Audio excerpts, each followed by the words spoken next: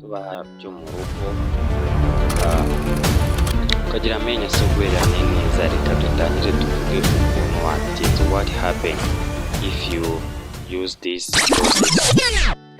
Bita ku buzima bwabo, ubuzima buzira abaganga, buzira abarwaza, abaforomokazi n'abandi bose baza iyo urwaye, amagara araseseka ntayorwa.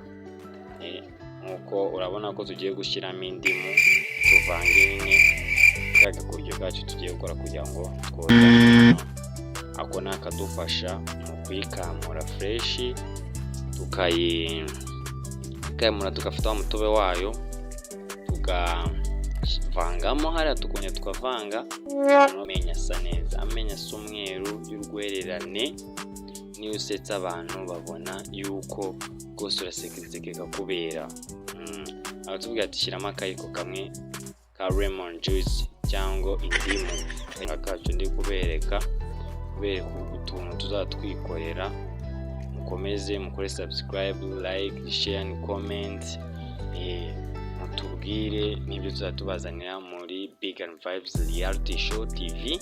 Dufite ibintu byinshi, we ukora subscribe ugende ukurikirana bimwe tugushyiriraho, tubwire ibyo wifuza ko twazakuzanira. Nkuko mubona kari akantu k'akapa, bwira mugenzi wawe muri kureba ino video niba atarakora ibyo bintu, ncungira ndebere uko mwakoze subscribe kugira ngo tugendane neza. Urabona ubwo ni uburoso tugiye kwifashisha. Kwiborosa mu gitondo mukoresha uburoso ugakozamo nk'uko ugiye kwiborosa bisanzwe. Urabona for example nka ziriya ntoki ni amenyo, uraborosa amenyo inshuro 2-3 byibuze iminota 2-3 uri kuborosa. Nakubwiza ukora amenyo yazaba umweru, kandi ibyo ni ibintu dusanga mu rugo tuba dufite.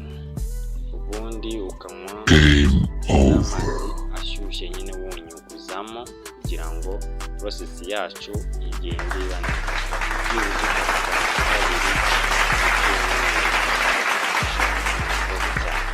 Thank you for